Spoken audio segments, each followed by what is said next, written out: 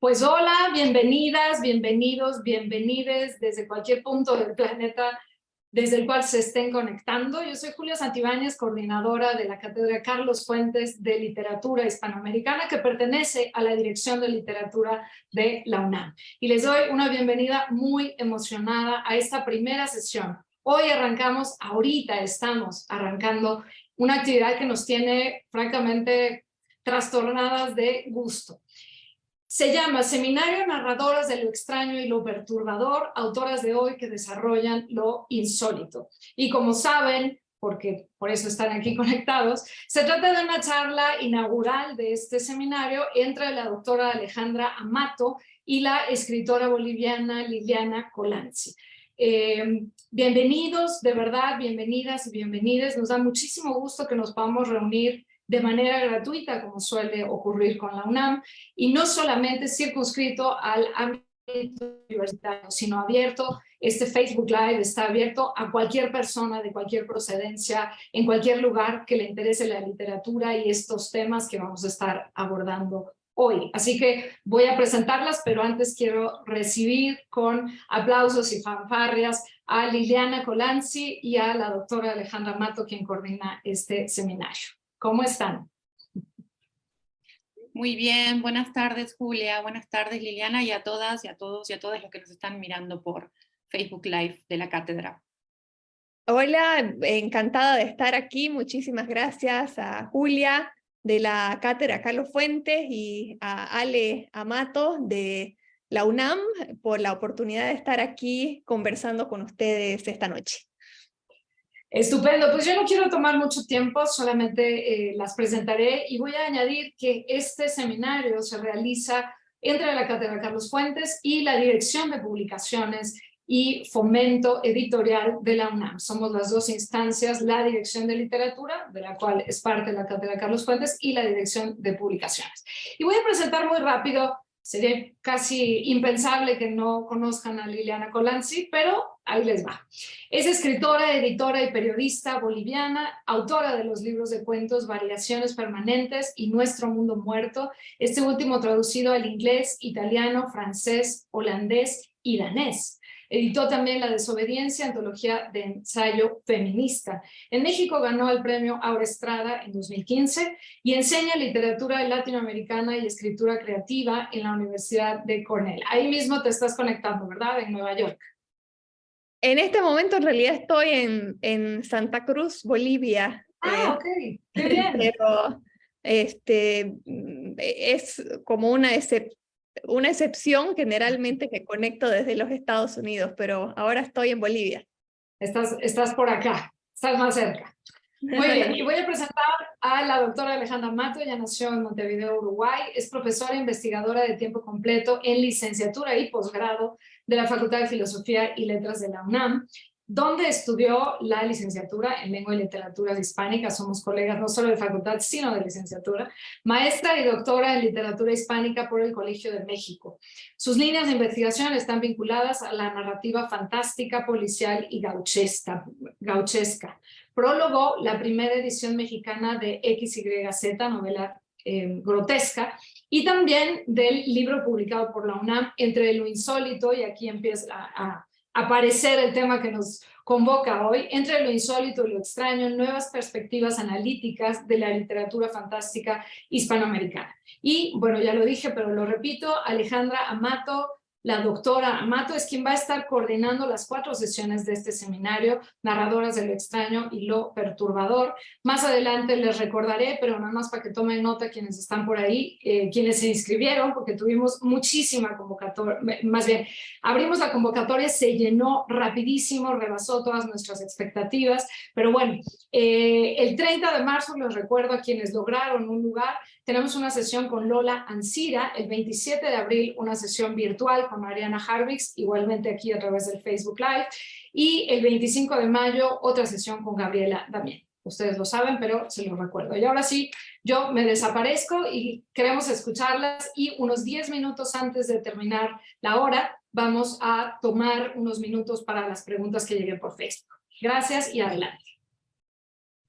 Muchas gracias Julia. Bueno, reiterar pues, la bienvenida a Liliana, que es nuestra madrina del seminario, que nos está aquí dando la posibilidad de disfrutar pues de su literatura, de su presencia, de su charla, que siempre es interesantísima sobre todos estos temas que vamos a conversar.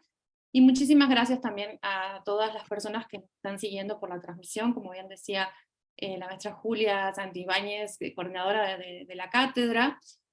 Fue digamos, una experiencia bastante turbulenta el proceso de selección y el proceso de poder contar con las y los compañeros que están aquí también participando de manera activa del seminario, y nos parecía que era una cuestión aprovechar de cierta manera tener la presencia de Liliana de manera virtual desde su natal Santa Cruz. Ahora lo sabemos, por eso la vemos también tan contenta, ¿no?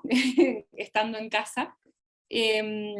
Y poder abrir, ¿no?, esta primera hora del seminario para poder conversar con ella, y que todas y todos ustedes que están allí viendo la transmisión de la cátedra también puedan preguntar, puedan interactuar con Liliana, que sabemos que es una escritora maravillosa, que en los últimos años ha venido desplegando pues, una literatura de características excepcionales dentro de la tradición de la literatura escrita por mujeres en América Latina y en la propia tradición boliviana, haciendo honor también a sus propias escritoras, ¿no?, como es el caso de María Virginia Estensoro, del cual tenemos afortunadamente una muy, muy bonita edición del Oxiso también preparada, ¿no?, y prologada por Liliana, que también podremos conversar sobre muchas cosas. Entonces, quiero decir eso en primera instancia, ¿no? Liliana no solo es una gran escritora de géneros de irrealidad, podríamos sintetizar, literatura fantástica, ciencia ficción,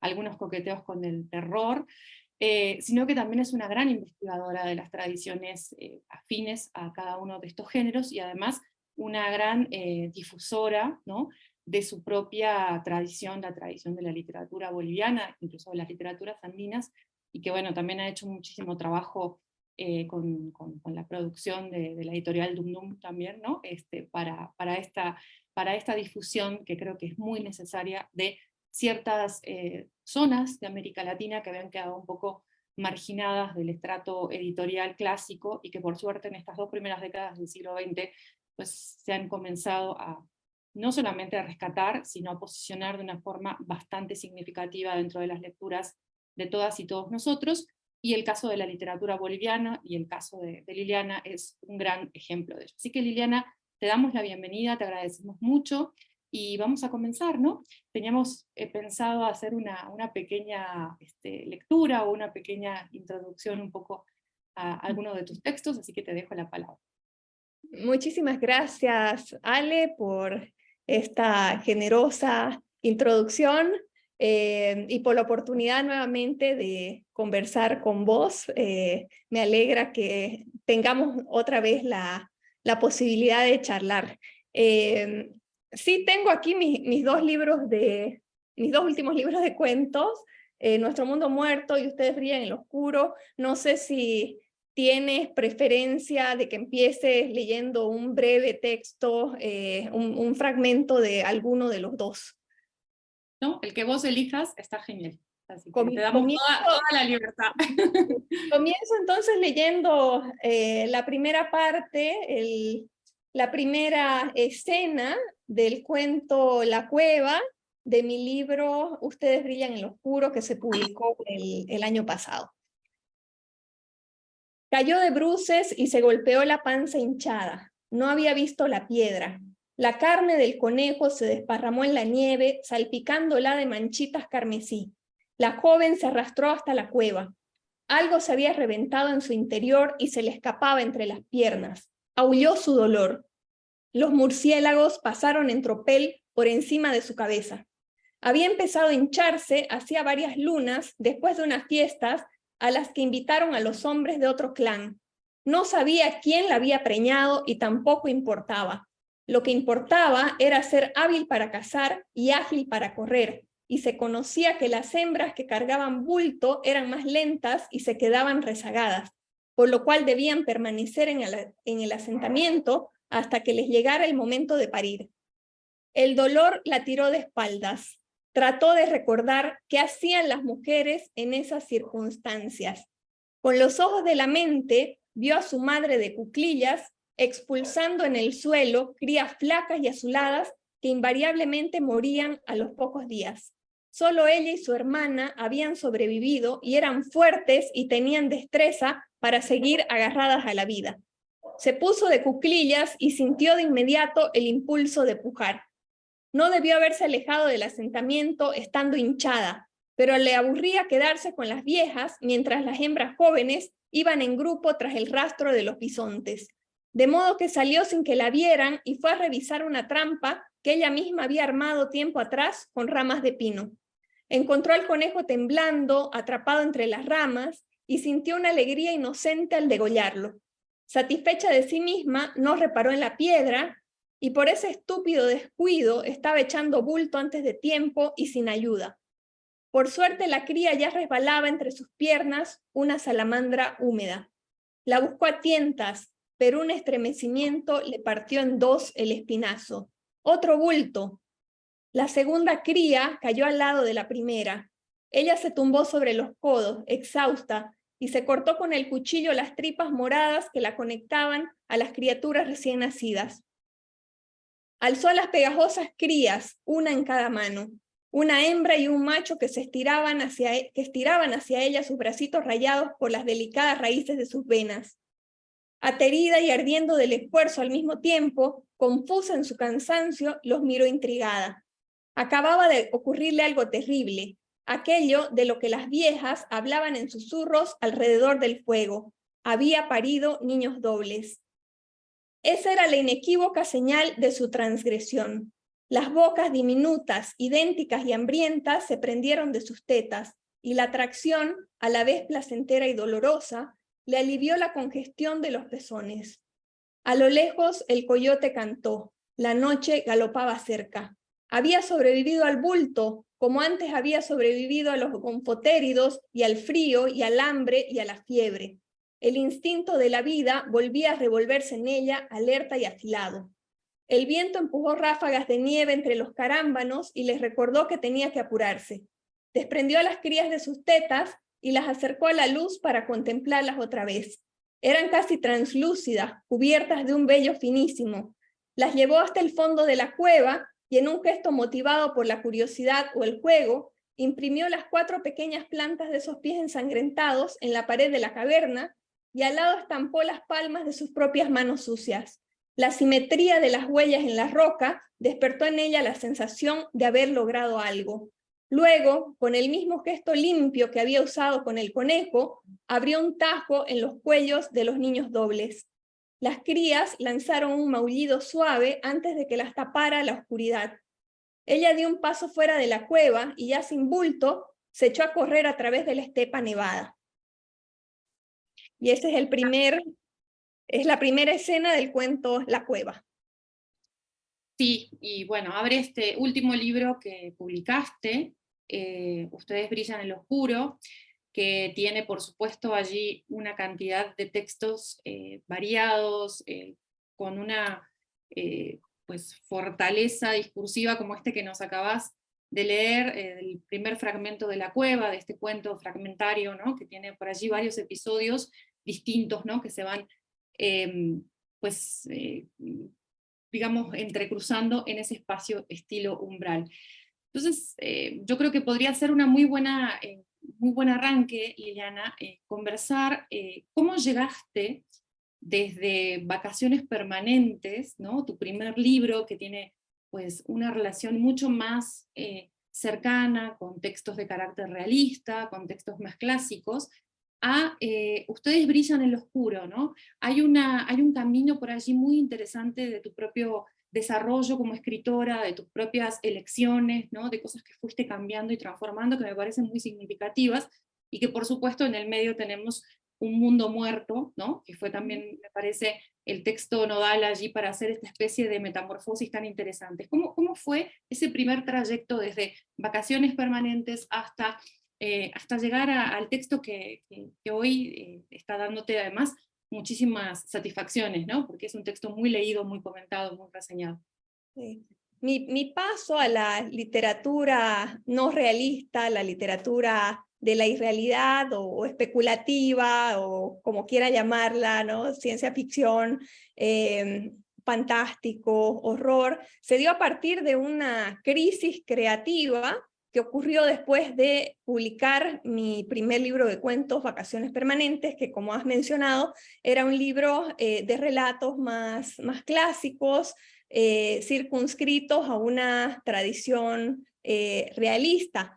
Al tratar de comenzar los textos que después conformarían Nuestro Mundo Muerto, yo sentí que había un estilo que había empleado en el libro anterior que ya no podía repetir, que ya se me había agotado y que mi imaginación estaba empujando por otras direcciones, que tiene que ver, por un lado, con circunstancias personales, como una crisis de insomnio que duró muchos meses y que me dio un vistazo de lo que podría ser la locura, ¿no?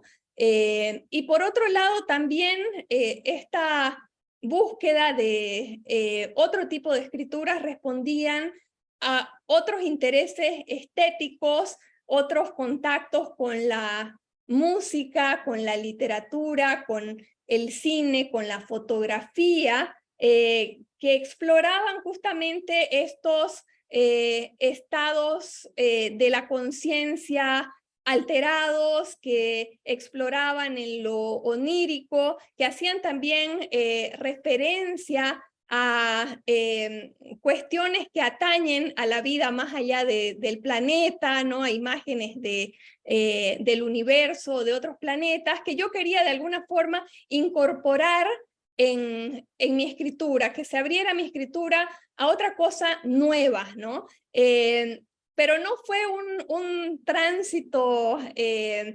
sencillo ni placentero, ¿no? Estuve batallando mucho sin saber hacia dónde estaba yendo, y de hecho escribí varios cuentos en una vena realista similar a los cuentos de Vacaciones Permanentes, que no me llevaban a ningún lado. El primer cuento que escribí en una vena fantástica fue El Ojo de Nuestro Mundo Muerto, y que al principio era un cuento realista acerca de una joven universitaria que se obsesiona con un compañero de la universidad que tiene una banda de música rock, y a la vez ella está muy reprimida por su madre, que inculca en ella una culpa católica, ¿no? Fue en el momento en que retomé este cuento que estaba durmiendo allí en el cajón, o en la computadora más bien, y de pronto se me presentó la imagen de un ojo saliendo de un inodoro, ¿no? Que algo en mi escritura hizo clic y me hizo ver que este era un camino nuevo por el cual yo podía explorar varias cosas que me estaban poblando la cabeza en ese momento. Nuestro Mundo Muerto fue un libro acerca de la locura, de la experiencia mística, de la paranoia, de lo fantasmal también, de fuerzas que persiguen a estos personajes que están huyendo de sí mismos y huyendo de distintos demonios, ¿no? Y algunos transcurren en Bolivia, otros transcurren en Estados Unidos, y hay uno que incluso transcurre en Marte. Y también quería yo tensar un poco mi literatura hacia otro tipo de espacios que me resultaran más desafiantes, más interesantes, que yo no hubiera explorado antes, ¿no? Para mí siempre es una aventura nueva, un libro. Me gustaría siempre que cada libro ofreciera, no solamente al lector, pero a mí misma, alguna cuestión nueva, ¿no? Que sea para mí también una forma de meditar y de entender cosas que me están rondando la cabeza y que gracias a la escritura puedo conocer mejor o puedo atisbar mejor, ¿no? De esta forma, Ustedes brillan en lo oscuro también es un viaje diferente, a pesar de que hay también muchas conexiones con mis otros libros de cuento, pero algunos de los temas que me estaban acompañando mientras escribía estos cuentos tienen que ver con distintas temporalidades que se van cruzando, ¿no? Tiene que ver también allí con una cuestión de la contaminación, de lo radiactivo, y hay contactos con mis anteriores libros de cuentos que tiene que ver con la fuerte presencia allí de personajes adolescentes, de grupos de jóvenes que están atravesando situaciones siniestras o difíciles, ¿no? Y en cada uno de los libros también me acompañan diferentes autores de diferentes tradiciones. Yo diría que para mí ese tránsito hacia lo fantástico vino de la mano de Enrique Fockwell. Para mí este autor fue muy, muy interesante mientras estaba haciendo esa transición, mientras estaba en plena búsqueda. En ese libro también fue importante Philip Dick, que es un autor que habla mucho acerca de la paranoia, ¿no? De personajes que se están enfrentando a situaciones en las que su mente se está desintegrando y que se sienten perseguidos por fuerzas cósmicas incluso. Esa sensación de persecución creo que está también presente en esos cuentos. En mi libro está también esa presencia de lo místico que tiene, por ejemplo, Sara Gallardo en Eisehuas, ¿no? Y en este último libro he querido rendirle un tributo a autoras como Amparo Dávila, a Silvina Ocampo, y también autores de la ciencia ficción boliviana como Miguel Esquirol, ¿no?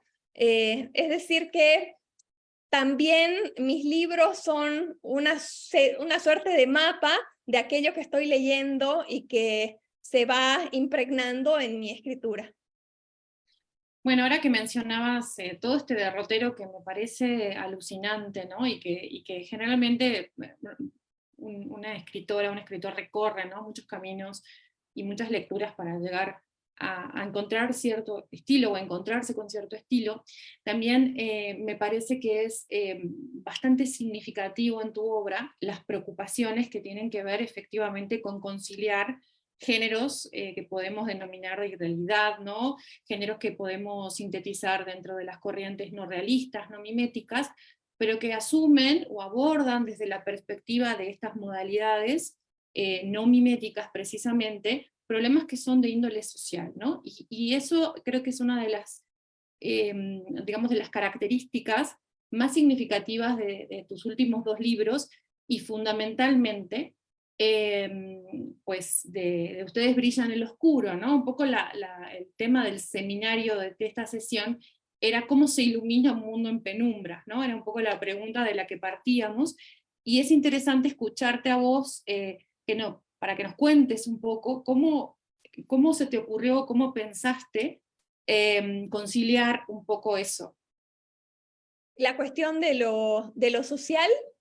Sí, social, con esta modalidad, ¿no? Precisamente en la que, digamos, transicionó tu literatura realista a las literaturas de irrealidad que están allí muy manifiestas en tu texto. Por ejemplo, en este último libro de cuentos, Ustedes brillan en lo oscuro, el paisaje, la geografía es muy importante, ¿no? Y cada una de estas geografías tiene una historia particular que está asociada con con algún tipo de cuestión política. El cuento La Deuda, por ejemplo, transcurre en un lugar de Bolivia que no se menciona, pero que hace alusión a Cachuela Esperanza, que es el pueblo que a finales del siglo XIX y comienzos del XX vio el auge de la goma elástica en Bolivia y que, sin embargo, fue un auge que no dejó gran cosa para Bolivia, y esa ciudad hoy en día está comida por la selva, ¿no? Entonces, si bien el cuento habla de dos mujeres que están yendo a cobrar una deuda, hay allí una cuestión que va permeando el relato que tiene que ver con esta historia de la ciudad que ha sido olvidada, ¿no? Lo mismo sucede, por ejemplo, con el cuento que se llama Ustedes brillan en el oscuro, que transcurre en la ciudad de Goiânia, en Brasil, una ciudad que fue protagonista de uno de los accidentes nucleares más importantes de la historia ocurrido fuera de una planta nuclear. Y a mí me interesaba volver a esa historia justamente porque se ha olvidado, ha sido borrada de la historia de la ciudad, y ver cuáles son los motivos que propiciaron este olvido, ¿no? Entonces, a partir de la idea del lugar, voy conectando con otras cuestiones macro que me interesa tratar de, no sé necesariamente si responder, pero averiguar a través de la escritura. Y algo que me ha pasado en este último libro de cuentos es que justamente los cuentos se van fragmentando, se van fracturando más para incluir diferentes perspectivas de un mismo hecho o de un mismo lugar, de tratar de dar cabida a la mayor cantidad de voces posibles acerca de esta cuestión que estoy contando, ¿no? Bueno, vamos a leer algunos comentarios que están allí en las redes. Por ahí Julia nos va a compartir algunas de las felicitaciones y de las preguntas. Exacto, pues fascinante, nos podríamos quedar un par de horas cuando menos escuchándolas, pero tenemos que ir cerrando esta primera parte en el Facebook Live y después ya los inscritos al seminario se van a quedar en conversación con ustedes dos un rato más. Didier Villafuerte dice, como escritores siempre es bueno reinventarse y buscar nuevos lugares sobre los cuales escribir. Joel Alonso, Amparo Dávila, qué bello saber que es fuente de inspiración. Adriana Carrión, la mejor versión traducida con la que me he topado recientemente es la de El color que cayó del cielo, de Lovecraft, realizada por Liliana Colanzi. Qué gran trabajo. Oh, no te conocía como traductora, Liliana. Tengo aquí, quería enseñar efectivamente que ahora que está ahora mismo la Feria del Libro de Minería que se inaugura hoy, está disponible el Oxiso que mencionó Ale. María Virginia Estensoro con una selección e introducción de Liliana. Y bueno, esta traducción tuya que yo no conocía, no sabía que estabas también en el negocio de la traducción. En realidad incursioné muy brevemente con la traducción de ese cuento de Lovecraft, que también me inspiró mucho, ¿no? Lovecraft allí escribe acerca de la presencia de lo alienígena en términos muy novedosos, muy transgresores, ¿no? Y también habla del desastre natural en términos que resuenan mucho con el presente, ¿no? Entonces es un texto que dialoga muy bien con nuestro tiempo, a pesar de que fue publicado hace casi 100 años, ¿no? Entonces eso me llevó a traducirlo justo en el momento en que se estaban también liberando los derechos de Lovecraft a nivel internacional, ¿no? Pero ha sido mi única incursión en la traducción literaria hasta ahora, que me gustaría tener más tiempo para hacerlo más, ¿no? Porque meterse en la cabeza de otro autor, especialmente uno con un estilo tan particular como el de Lovecraft, realmente también te dispara la escritura por caminos muy estimulantes. Sí, de acuerdo. A ver, vamos a un par de preguntas. Te voy a tener que pedir que respondas muy brevemente porque ya nos tenemos que ir a la siguiente sesión. Joel Alonso dice, desde el panoptismo de Foucault, en donde se propone, entre otras acepciones, que quien es vigilado se siente bajo ese acecho aún sin la presencia física de quien le cela para provocar una pasividad y buen comportamiento. Se podría entender en el cuento el ojo como si el ojo fuera una medida simbólica de vigilancia autoimpuesta por la protagonista, nacida a causa del excesivo rigor religioso misógino de su madre.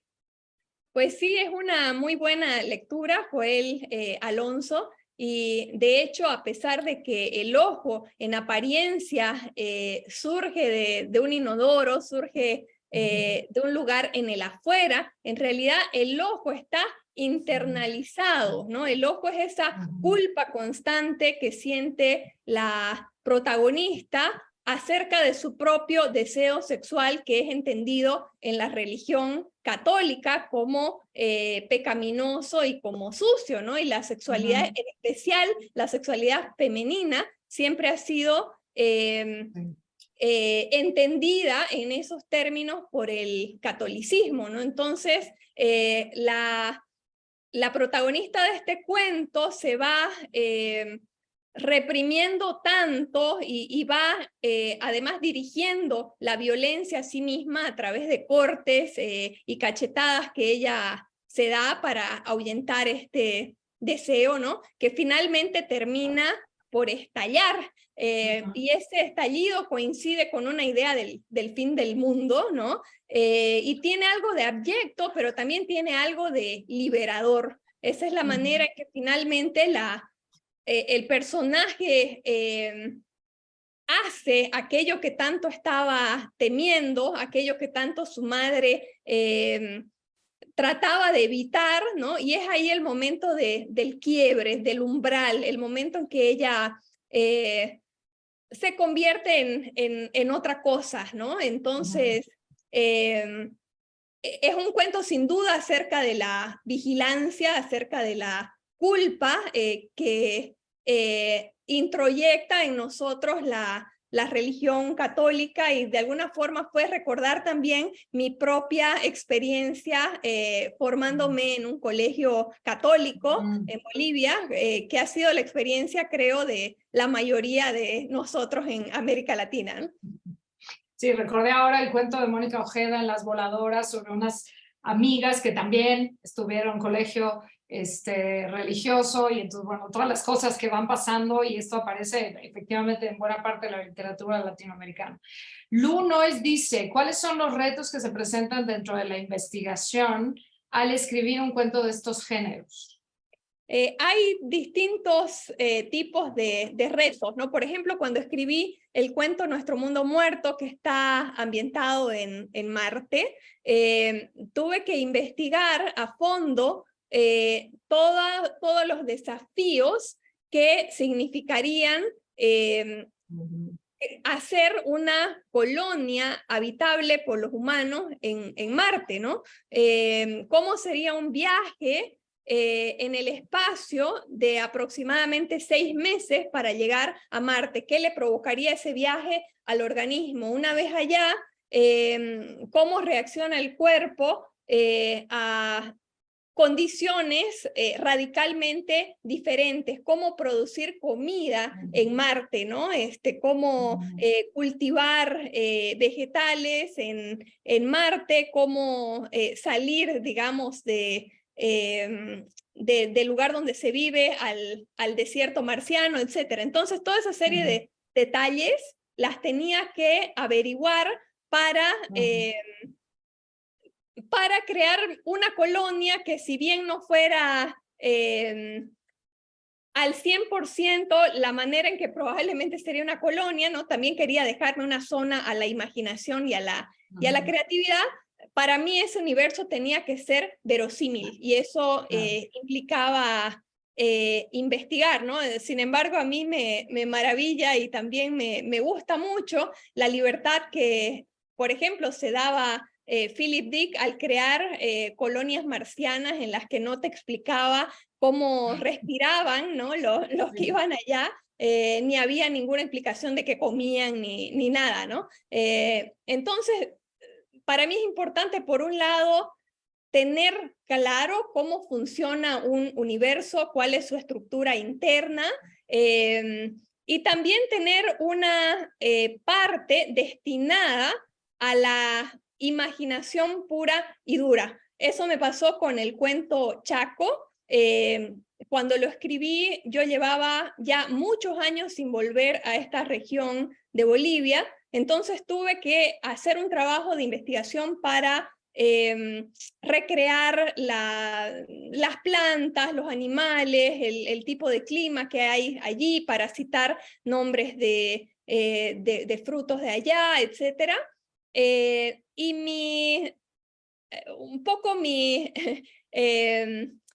apropiación de ese territorio chaqueño pasó por incluir un animal que no tiene nada que ver con esa geografía y que de hecho no existe en Bolivia, como es el pulpo, ¿no? Entonces esa fue la manera de hacer un Chaco mío que ya estuviera intervenido por la imaginación. En el caso de otros cuentos, como el mismo La Cueva, tuve que investigar un poco cómo había sido la vida de los seres humanos en la prehistoria, durante la última glaciación, y tratar de imaginar cómo podría ser una situación de supervivencia muy diferente a las condiciones de comodidad en las que vivimos hoy en día y que ni siquiera nos permiten asomarnos a lo que sería salir a cazar todos los días por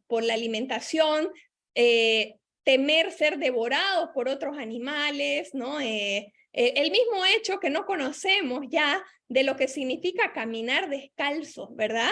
El otro día justamente hablaba con algunas personas acerca de esto, que uno anda por el piso descalzo y de pronto empiezas a sentir las piedritas, la arena, etcétera, y no aguantas mucho el calor, ¿no? O el frío.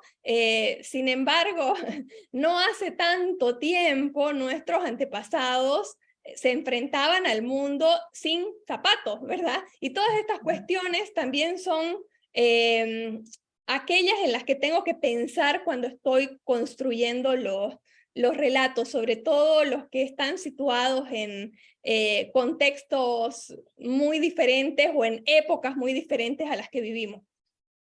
Bueno, yo me retiro ahora, las dejo seguir conversando y regreso al ratito con más preguntas y comentarios de la gente en las redes. No me despido. Gracias, gracias Julia. Sí, ya tenemos varias preguntas que están por allí, con mucho interés, haciéndote después de escucharte exponer algunas cuestiones y ahora con el diálogo con Julia. A mí también siempre me surge mucho la duda con relación a cómo te situás vos misma dentro de la propia tradición boliviana, y no solamente de la tradición en general, sino de la tradición que varias escritoras han comenzado en estas primeras 2 décadas digamos, a reencauzar, ¿no? Porque también había como una especie de mito, ¿no?, que se generaba de que ciertas zonas de América Latina prácticamente parecía que no producían escritores, ¿no?, o escritoras para lo que era un poco la presencia generalizada de otros países como Argentina, Perú, Chile, ¿no? Y a veces en la propia zona andina, Bolivia quedaba un poco rezagada, pero realmente por un desconocimiento general del resto de las tradiciones latinoamericanas, ¿no? Entonces, a mí me parece también súper interesante esa labor que has hecho de rescate en tu propia escritura, como decías hace un rato también, ¿no?, con ciertas tradiciones de la ciencia ficción boliviana, ¿no?, que mucha gente podría pensar que en América Latina ni se hacía, ni se hace ciencia ficción, y mucho menos en países como Bolivia, como Uruguay, yo qué sé, como Venezuela, ¿no?, que no parecerían estar vinculados necesariamente a las tradiciones, ¿no?, de las literaturas de ficción especulativa y así. Entonces, contanos un poco eso, ¿no? ¿Cómo ha sido también tu trabajo repensar la tradición de la literatura boliviana, repensarte dentro de esa tradición, y cómo vos, o el caso de Giovanna Rivero, por ejemplo, u otras escritoras bolivianas también han como tomado esta especie de estafeta, ¿no?, en pleno siglo XXI para manifestar de alguna forma ese posicionamiento de, bueno, Bolivia tiene una literatura poderosa, escrita además por autoras poderosas, como Estenssoro, por ejemplo, que la mencionaba hace un ratito también Julia, y cómo te ves vos frente a ese desafío de ir llevando un poco esa estafeta. Para mí fue una sorpresa maravillosa descubrir a autoras bolivianas de décadas pasadas, de las cuales yo nunca había escuchado hablar y mucho menos había leído, como María Virginia Estenssoro o Hilda Mundi, ¿no?, dos autoras de la década de los años 30 del siglo pasado en Bolivia, y descubrirlas también significa replantearse la tradición boliviana, entenderla y leerla desde otro lugar, ¿no? La tradición boliviana está muy marcada, por un lado, por una visión masculina, y por otro lado, por un estilo realista, que estas escritoras cuestionan, ¿no? Y también por una primacía de la novela que de alguna forma invisibiliza otro tipo de escrituras, o las entiende como menores, ¿no? Entonces leerlas a ambas es romper con todo esa forma de entender la tradición boliviana, que para mí ha sido muy estimulante, muy satisfactorio, muy iluminador, ¿no? Porque es también trazar otro tipo de zonas de contacto o de genealogías desde las cuales yo misma entiendo mi literatura, ¿no? Yo me siento muy cercana a una autora como Estenssoro, que allá por los años 30, en los años posteriores a la terrible guerra con Paraguay, la guerra del Chaco, escribe un libro que en apariencia no tiene nada que ver con aquella guerra, que era el tema de las obras de los escritores de la época. Es un libro que habla de un hombre muerto que está siendo devorado por los gusanos. Es un libro que habla de una mujer que tiene una relación amorosa con un hombre que no es su marido, y hay otro cuento que es sobre esta misma mujer que está abortando al hijo que ha concebido con ese hombre, ¿no? Es un libro extraño, escrito con una prosa más cercana a la poesía, con un estilo fragmentario que no se parecía a nada de lo que se había escrito entonces en Bolivia, y que no se va a parecer a nada de lo que se escriba después durante mucho tiempo. Es una obra que va a viajar sola durante muchas décadas. Más adelante, quizás la poesía de uno de los grandes poetas bolivianos como Jaime Sáenz va a tener allí ciertas similitudes en su tratamiento de la muerte, en su exploración de la muerte, no como el fin, sino como otra zona de la experiencia que se navega a través del lenguaje, de tensar el lenguaje al máximo, ¿no?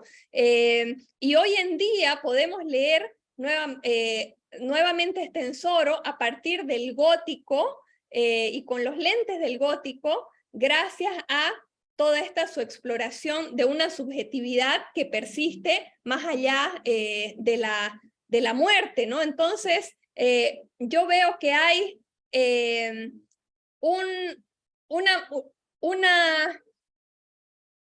nuevas ramificaciones de esa obra de Estenssoro, que llegan hasta el presente, pasando por autores como Jaime Sáenz hace décadas, pero con autoras también más recientes como Giovanna Rivero, cuyo libro carne fresca de su tumba es también una indagación sobre la muerte y sobre lo espectral, ¿no? Y de la misma forma, esta autora contemporánea a María Virginia Estenssoro, como es Hilda Mundi, también ha abierto nuevos caminos en la poesía boliviana, con autoras que yo veo que están en diálogos como Emma Villazón, por ejemplo, ¿no? Y también hay allí este deseo de experimentar con la palabra, de hacerle decir otras cosas que hacen que la obra de Hilda Mundi, a pesar de las décadas que han transcurrido desde su publicación,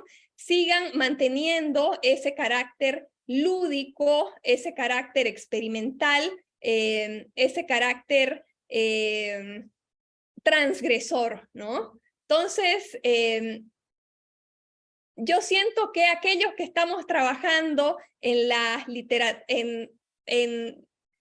tipos de escrituras no realistas, ¿no? Estamos tal vez navegando temas similares que se han escrito en la literatura boliviana, pero desde otros lugares, desde otras sensibilidades y desde otras estéticas que transitan por lugares que han sido minorizados, ¿no? Por géneros que no tenían tanto prestigio como la novela, ¿no? Y también por géneros que no eran considerados serios, como el horror, la ciencia ficción o el fantástico, ¿no?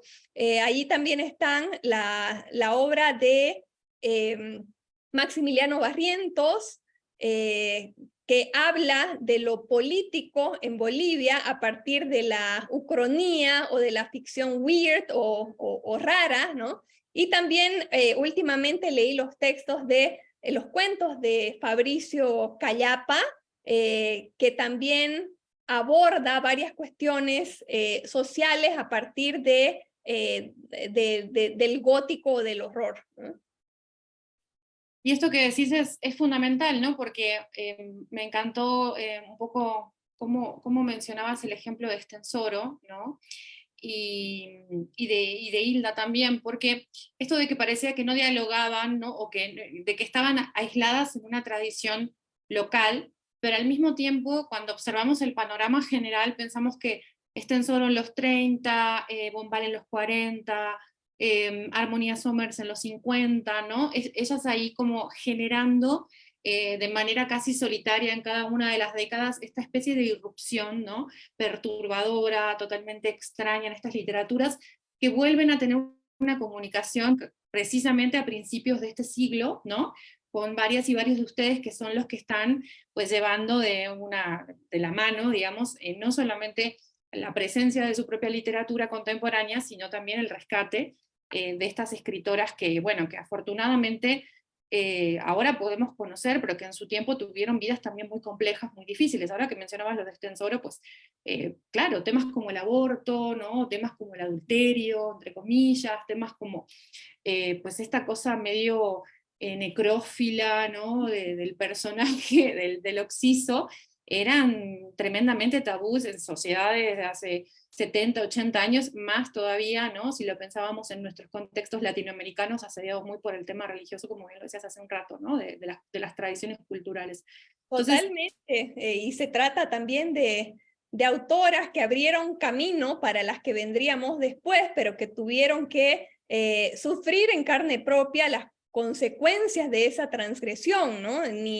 Ni María Virginia Estenssoro ni Hilda Mundi volvieron a publicar otro libro después de aquel primer libro que sacaron, y eso tiene que ver con una serie de cuestiones, ¿no? Desde el escándalo que provocaron o las amenazas que recibió Hilda Mundi, etc. Es decir, que tener una voz pública significó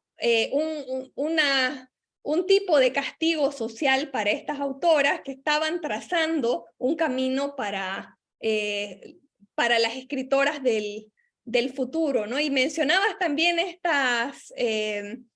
estas constelaciones de otras escritoras de comienzos o mediados del siglo XX que también se las lee quizás de una manera aislada, porque aquello que estaban haciendo era bastante insólito para la época, y una cuestión que a mí me sorprende mucho es la increíble similitud que yo encuentro al menos entre La Amortajada de María Luisa Bombal y el cuento El Oxiso de María Virginia Tensoro, ¿no? Además son textos escritos con un año de diferencia. El Oxiso se publica en 1937 y La Amortajada en 1938. Sin embargo, no hay nada que nos haga creer que ambas autoras se conocieron, ni mucho menos que se hayan leído, pero parece haber algo en el aire de la época que emparenta a ambos textos, ¿no? Ambos hablan de personajes que escriben desde la muerte, ¿no? Que están tratando de aprender esta experiencia de la muerte. Ambas hacen cosas muy extrañas con el tiempo, ¿no? Estos saltos temporales que ahora nosotros asociamos más con García Márquez y el realismo mágico, ¿no? O con Juan Rulfo y Pedro Páramo, ya estaban, sin embargo, en la obra de María Luisa Bombal en La Amortajada, y si bien no hace lo mismo Tensoro en El Oxiso en el sentido de los saltos temporales, sí abarca un arco temporal inmenso. Ella quiere entender la eternidad a través de su escritura, ¿no? Y por otro lado, a ambas las emparenta igual el hecho de haberse animado a escribir sobre el aborto en una época en que este tema era absolutamente tabú, ¿no? Absolutamente escandaloso. Yo no sé si el texto de Bombal es el primero en hablar sobre el aborto en Chile, pero sí sé que el texto de Tensoro es el primero o uno de los primeros en hacer mención al aborto en Bolivia. Sí, no, realmente tiene esta relación, y bueno, en el caso de Bombal y Somers sí sabemos que hay una lectura de una por la otra, y yo creo que, como bien decís, hay un aire, ¿no? Un ambiente de época para estas mujeres tan transgresoras. Vamos a pasar a más preguntas que nos están haciendo ustedes en nuestro chat. Creo que por allí está Julia con algunas de ellas para que las podamos leer. Ya estoy por aquí, sí, hay muchísimas. Voy a tener que hacer una selección porque no nos daría la vida. Miguel Ángel Morales, ¿qué productos de la cultura popular como series, películas, cómics o música se han trasminado en tu escritura de Ustedes brillan en lo oscuro? Saludos. Muchas, hay muchas referencias a la cultura popular.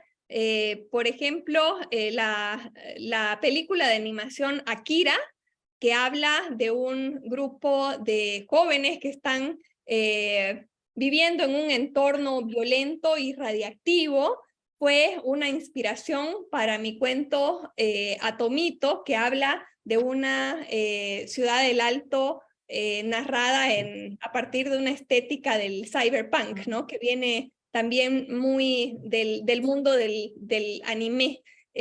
Por otro lado, la música se me cuela generalmente en lo que estoy escribiendo. Hay algunas partes de letras de Morrissey, por ejemplo, en El Ojo, ¿no? Ese rezo de Pequeño Cordero en la Colina viene de una canción de Morrissey, así como está también presente una serie de bandas como Spiritualize, como Yo la Tengo, como The Cure, como Él mató a un policía motorizado. También hay allí mucha música popular boliviana que está de fondo, ¿no? Y que la tengo presente, así como música de los 90 que yo recuerdo de mis padres, ¿no? Que era la música que ponían mis padres en la infancia, que la utilizo como una serie de portal para transportarme a esas épocas que estoy tratando de evocar en mi escritura, ¿no? Entonces, por ejemplo, la música de los iracundos, ¿no? Para mí es pensar en mis padres y en las fiestas que hacían los adultos en aquella época y que los niños observábamos ahí con una mezcla de curiosidad y hastío también a veces, ¿no? Por otro lado, el cine de el tailandés Apichatpong Weerasethakul, discúlpeme si no lo pronuncio bien, pero tiene un apellido rarísimo, ¿no? Siempre me ha provocado cosas. Él utiliza una serie de recursos así de muy bajo presupuesto para evocar lo extraño, y eso es lo que yo también quisiera hacer en mis textos, que lo extraño se cuele no necesariamente por una nave espacial que llega, sino por una serie de amenazas que están presentes en lo cotidiano y que de pronto son el camino hacia otro tipo de experiencia o de otro tipo de realidad. Y eso es lo que yo siento que hace Apichatpong con pequeñas luces que se ven y otros recursos así muy de bajo presupuesto. Y lo mismo el cine de Tarkovsky, para mí ha sido muy evocador, sobre todo la película Stalker, que he visto muchas veces, ¿no? También una película como 2001, Odisea en el espacio, que también entra en las películas que quizás haya visto más veces en mi vida, son una fuente de inspiración para tratar de evocar estos paisajes extraños que estoy tratando de crear. Una pregunta que requiere una sola palabra. Alexandra Parra, saludos desde Colombia. ¿Con qué palabra o frase denominas lo ominoso en tus obras? Uy, esas preguntas cuyas respuestas son una sola palabra son lo más difícil, ¿no? Sí. Bueno, en un Twitter podemos dejar 140 caracteres. O 280. De manera personal, para mí lo ominoso, lo terrible y lo más duro sería el insomnio, porque es un demonio con el que me he tenido que enfrentar varias veces, ¿no? Y que también ha sido una fuente de inspiración para lo que escribo, en el sentido de explorar justamente la locura, lo terrible, lo que se abre en la cabeza al no poder apagarla durante mucho tiempo, ¿no? Entonces, para mí de forma personal, eso ominoso sería el no dormir, el insomnio prolongado. Muy bien, Karen Hernández, te pido que vayamos ahora sí resumiendo las respuestas lo más posible, perdóname. Karen Hernández, está muy presente en tu literatura lo otro, lo desconocido, lo externo. Me gustó mucho que eres abierta en el tratamiento de estos temas, así como el uso de modismos que da sabor a tus cuentos. Cami Hernández, al principio comentaste que tu transición al género irreal se dio porque respondía mejor a lo que te interesaba transmitir y a lo que propiamente experimentabas. ¿Podrías darnos un ejemplo más concreto de qué temas has podido abordar desde lo irreal y cómo o por qué habrían sido distintos desde lo mimético? Continuando con el tema del insomnio, en un cuento que se llama Chaco, hablo de un protagonista que cree que se está comunicando con los alienígenas después de tomar unas pastillas que le dificultan el sueño durante un largo periodo, ¿no? Entonces este cuento para mí era un cuento sobre el insomnio, pero también está allí la posibilidad de que realmente haya un contacto con aquello otro, ¿no? Es decir, si cuento solamente un cuento sobre el insomnio, se me pierde esta otra dimensión cósmica que quiere tener el cuento y que se introduce también al principio con la presencia de este meteorito que está viniendo de un viaje de millones de años, ¿no? Entonces, para mí, eso es lo que me da el fantástico, los géneros de la irrealidad, poder hablar no solo de una realidad más tangible o más banal o más cotidiana, sino conectar con cuestiones más grandes, con lo desconocido, con la muerte, con aquello que aún recién estamos tratando de capturar a nivel de la imaginación, pero para lo cual no tenemos todavía respuestas, ¿no? Y eso es lo que me permiten estos géneros, ¿no? A la vez que la lectura doble del fantástico, aquella que permite una interpretación realista y otra sobrenatural, también me interesa. Muy bien, Alejandra González, que disfruta mucho leer tu obra, hace una pregunta que ya respondiste: si encuentras ejes comunes entre tus textos de ciencia ficción y escritoras o escritores contemporáneos en América Latina, y algunos de tus cuentos me recuerdan a Rita Indiana, particularmente en la mucama de Omiconule, pero lo pronunciaba bien.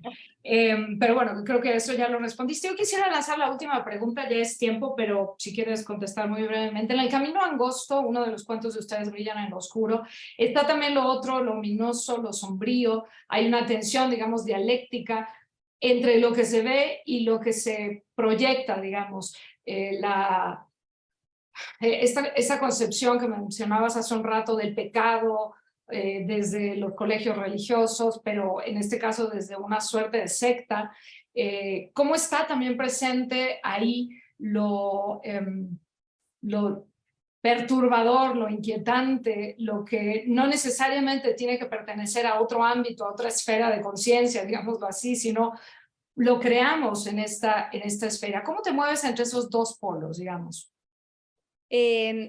Efectivamente, en este cuento no hay un elemento sobrenatural, sino que en él el horror proviene de otro lado, ¿no? Proviene del aislamiento y de las violencias que se generan al impedir que las personas salgan de cierta colonia y tengan autonomía sobre sus propias decisiones o sobre sus propios cuerpos, ¿no? Este cuento estuvo inspirado por una película de un director griego que se llama Yorgos Lanthimos. La película se llama Canino y habla de dos hermanos cuyos padres quieren proteger de las amenazas del mundo y los encierran en la casa familiar de la cual no pueden salir, e inventan para ellos todo tipo de peligros que habría más allá de la casa,